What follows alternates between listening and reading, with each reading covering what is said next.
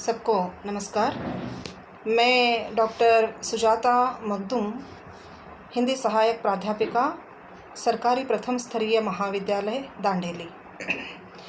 आज मैं BA 4th semester Hindi पाठ्यक्रम के लिए जो पुस्तक लगाई गई है गद्यधारा, उसके अंतर्गत आने वाले 6 पाठों में से पहला पाठ पुरस्कार कहानी को लेकर अपने कुछ विचार यहाँ पर व्यक्त करना चाहूँगी।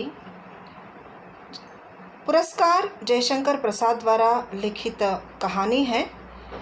जयशंकर प्रसाद हिंदी के छायावादी कवि रहे हैं। छायावाद के 4 प्रमुख स्तंभों में से जयशंकर प्रसाद भी प्रमुख हैं। उन्होंने कविताओं के साथ साथ कहानियाँ, उपन्यास, नाटक आदि गद्य रचनाओं पर भी अपनी लेखनी चलाई है। प्रसाद जी ने अपनी रचनाओं में भारत की गरिमा तथा गौरव का गान सांस्कृतिक तथा ऐतिहासिक संदर्भ में प्रस्तुत किया है। अपने ऐतिहासिक पात्रों के माध्यम से राष्ट्रीय चेतना को व्यक्त करने का प्रयास जयशंकर प्रसाद ने किया है। पुरस्कार एक ऐसी ही कहानी है जिसमें प्रेम और मुक्ति चेतना की अभिव्यक्ति लक्षित की जा सकती है। पुरस्कार एक त्यागमयी, प्रेममयी, निस्वार्थी और देशप्रेमी लड़की युवती की कहानी है। उसका नाम मधुलिका है। उसके पिता सिंहमित्र ने पूर्व समय में अपने राज्य कौशल राज्य के रक्षा की थी मगध के खिलाफ युद्ध लड़कर। मधुलिका ऐसे ही एक वीर योद्धा की कन्या थी।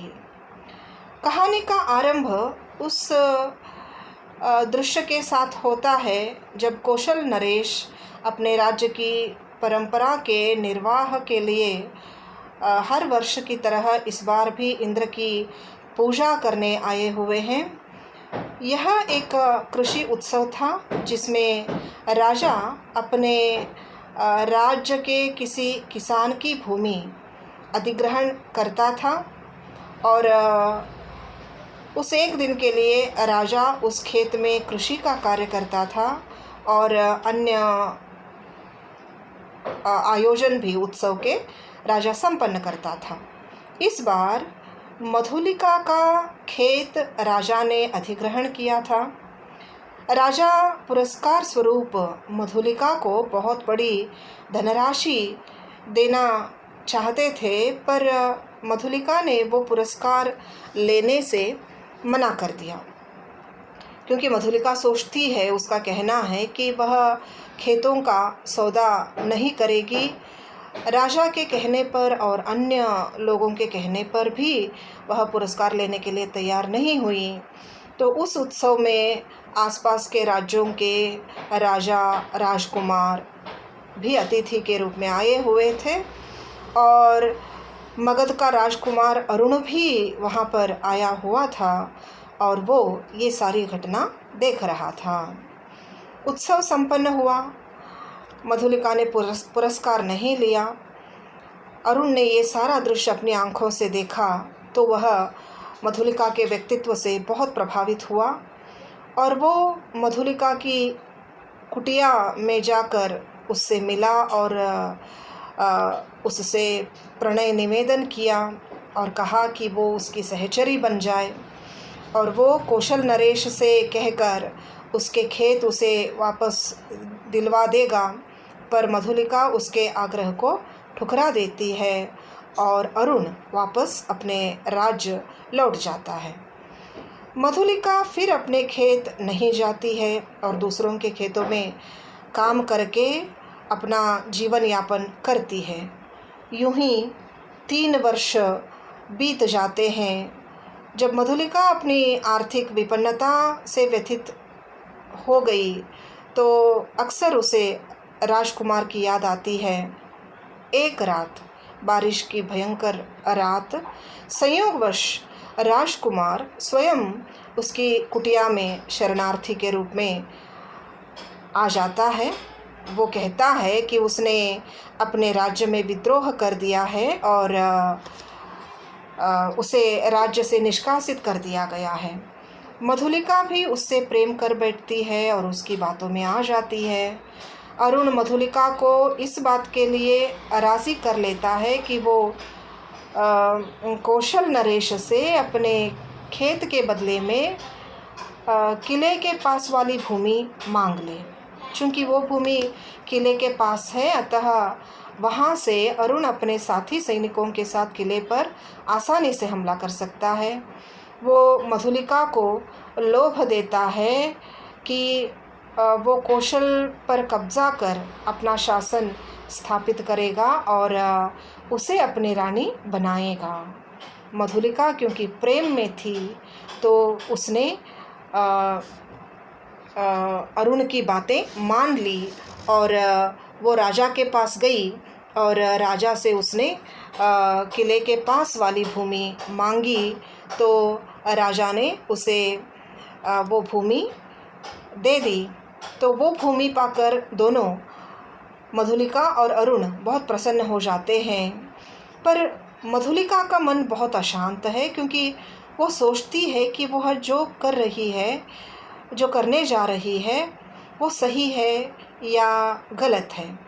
कहाँ उसने अपनी ईमानदारी और सम्मान की खातिर अपने खेत के बदले में राजा से पुरस्कार तक नहीं लिया, और अब वो राज्य के एक शत्रु को पनाह देने के लिए राजा की दी हुई भूमि का उपयोग कर रही है।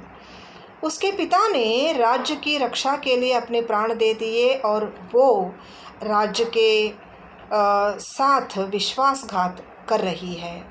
उसकी अंतरात्मा उसे धिक्कारती है और वो राजा को सारी बातें बता देती है कि पड़ोसी राज्य मगध का विद्रोही राजकुमार अरुण कौशल पर आक्रमण करने की योजना बना रहा है। राजा शीघ्र ही अरुण को बंदी बनाता है, उसे मृत्युदंड दिया जाता है। उसे दरबार में लेकर आते हैं और सबके सम्मुख उसे प्राणदंड की सज़ा सुनाई जाती है। राजा मधुलिका की प्रशंसा करते हुए उसे पुरस्कार मांगने को कहता है, तो मधुलिका स्वयं अपने लिए भी मृत्युदंड का मांग करते हुए अरुण के पास खड़ी हो जाती है। तो यह कहानी है पुरस्कार, जिसमें हम देखते हैं कि एक नायिका जो द्वंद्व में है, कर्तव्य और प्रेम दोनों के बीच चयन करना पड़ रहा है उसको, तो वह सर्वप्रथम अपने राष्ट्र को चुनती है, राष्ट्र के प्रति अपनी निष्ठा को वो चुनती है। बड़ी बुद्धिमत्ता से वह देश प्रेम और व्यक्तिगत प्रेम दोनों को निभाती है। राज्य के प्रति उसकी निष्ठा को देखकर राजा पुरस्कार देने की बात जब कहते हैं, तो वह अपने लिए प्राणदंड मांगती है और वो अरुण के साथ खड़ी हो जाती है। तो पुरस्कार के रूप में प्राणदंड मांगना और अरुण के साथ खड़ा होना उसके प्रेम की पराकाष्ठा का प्रमाण है। तो दूसरी ओर अपने राष्ट्र प्रेम, अपनी निष्ठा को भी वो प्रदर्शित करती है, राजा को यह सूचित करते हुए कि अरुण राज्य पर हमला करने वाला है। तो व्यक्तिगत प्रेम और राष्ट्र प्रेम दोनों को वह निभाती है बड़ी कुशलता से, बड़ी बुद्धिमत्ता से। तो देश की सच्ची नागरिक होने के कारण ही मधुलिका अरुण को पकड़वा देती है, किंतु प्रेम के प्रति अपनी निष्ठा भी दिखाती है। वो भी पुरस्कार के रूप में प्राणदंड मांगती है। तो प्रस्तुत कहानी की हम कह सकते हैं मूल संवेदना यह है कि कर्तव्य और प्रेम, कर्तव्य और निष्ठा दोनों का अनिवार्य निर्वाह ही जीवन को सार्थकता प्रदान करता है। तो यही इस कहानी की मूल संवेदना है। जैसा कि जयशंकर प्रसाद के साहित्य की यह विशेषता रही है कि उनके साहित्य में संस्कृतनिष्ठ भाषा का प्रयोग अधिकतर पाया जाता है। तो प्रस्तुत कहानी में भी, क्योंकि इस कहानी का धरातल, इस कहानी की भूमिका, इसकी पृष्ठभूमि ऐतिहासिक है, तो संस्कृतनिष्ठ भाषा का प्रयोग इस पाठ की पठनशीलता को और योग्य बनाती है। तो प्रस्तुत पाठ अध्ययन और मनन की दृष्टि से अत्यंत सार्थक, अत्यंत श्रेष्ठ कहानी कही जा सकती है। धन्यवाद।